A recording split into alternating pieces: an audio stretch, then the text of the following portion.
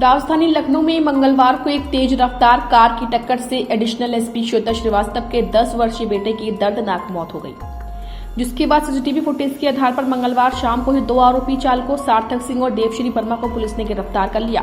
बता दें कि पुलिस की पूछताछ में आरोपियों ने बताया कि दोनों दोस्तों के बीच सबसे ज्यादा तेज कार चलाने की शर्त लगी थी, जिनकी शर्त की वजह से 10 वर्षीय मासूम की मौत हो गई।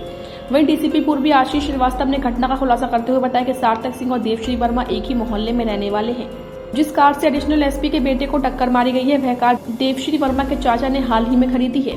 देवश्री के चाचा अंशुल कानपुर से अपनी XUV 700 से लखनऊ आए हुए थे। इस बीच देवश्री अपने दोस्त सार्थक सिंह के साथ मंगलवार सुबह 4 बजे ही घर से चाचा की कार लेकर घूमने निकला था।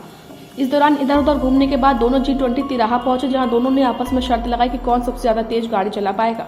शर्त लगाने के बाद सबसे पहले देवश्री ने शहीद पथ तक कार दौड़ाई और वापसी में सार्थक ने गाड़ी चलाई। इस दौरान वह एक्सीलेटर दबाता रहा, जिससे कार की रफ्तार 150 के पार हो गई। ऐसे में उसने कार से अपना नियंत्रण खो दिया और G20 तिराहे से 800 मीटर पहले स्केटिंग कर रहे मासूम नैमिष को टक्कर मार दी, जिसके बाद सार्थक तेज रफ्तार कार लेकर फरार हो गया, जिसने समता मूलक चौराहा से पॉलिटेक्निक्स होते हुए घर पहुंचकर कार खड़ी कर दी। इस दौरान कार की बाई हेडलाइट टूट गई और बोनस अंदर धंस गया। इधर कार की टक्कर में एडिशनल एसपी श्वेता श्रीवास्तव के मासूम बेटे की मौत हो गई। बताते चले कि एडिशनल एसपी श्वेता श्रीवास्तव के बेटे नैमिष को स्केटिंग का बहुत शौक था, जिसे वह मंगलवार सुबह अपने साथ लेकर घर से हंसी खुशी निकली थी। इस बीच G20 तिराहे के पास नैमिष अपने कोच के साथ स्केटिंग कर रहा था, तो श्वेता श्रीवास्तव टहलते हुए फोन पर किसी से बात कर रहे थे, लेकिन अचानक उनके जिगर के टुकड़े को कार ने टक्कर मार दी, जिनकी पलक झपकते ही सारी खुशियां छिन गई।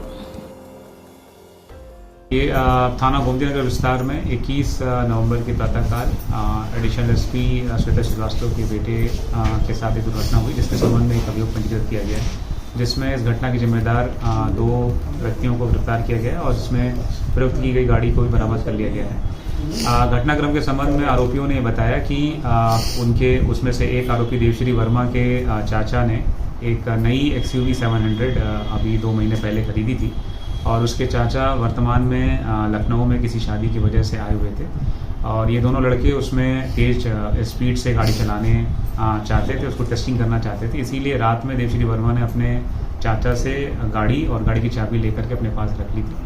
प्रातःकाल उठ करके देवश्री वर्मा अपने मित्र सार्थक सिंह के पास गया, जहां सार्थक सिंह के बारे में उसको जानकारी थी कि उसके पास लर्निंग लाइसेंस है। इसीलिए ये लोग सुबह में गए, जहां पे देवश्री वर्मा ने उसको बताया कि सुबह सुबह पुलिस चेक नहीं करती है। फिर दोनों वहां से गाड़ी लेकर के G20 रोड पर आए, जिसमें एक तरफ से देवश्री वर्मा गाड़ी चला रहा था और उसको उन्होंने आपस में शर्त रखी थी कौन ज़्यादा तेज़ गाड़ी चलाता है। तो देवश्री वर्मा भी बहुत तेज़ी से गाड़ी लेकर के निकला और रास्ते में एक माँ बेटी जो वहाँ पर थे उस समय मौजूद, उनसे ऑलमोस्ट भिड़ते भिड़ते बचे। पुनः जब वापस में G20 रोड पे वापस आ रहे थे, तब गाड़ी की स्टीयरिंग देवश्री वर्मा से सार्थक सिंह ने ले ली और फिर उसको देवश्री वर्मा भी उकसाते रहे कि तुम मेरा रिकॉर्ड नहीं तोड़ पाओगे। इस तरीके से तेज़ी से गाड़ी चलाते हुए जब ये वहाँ घटनास्थल पर पहुँचे, तो मृतक के सामने उन्होंने उसके, चूँकि अनियंत्रित तरीके से गाड़ी चला रहे थे, उन्होंने फुटपाथ पर चलने वाले मृतक के ऊपर ये गाड़ी चढ़ा दी और जिसकी वजह से दुर्घटना हो गई। ये घटनाक्रम। सर, लखनऊ पुलिस का इसको लेकर के एक अभियान भी चलाया जा रहा है, क्योंकि वहाँ पे जो रोड है अक्सर देखा जाता है कि बाइकर्स फर्राटा करते हैं। इन लड़कों ने भी एक दूसरे से शर्त लगाई थी स्पीड को लेकर के, उसको लेकर कुछ लखनऊ पुलिस करने जा रही है।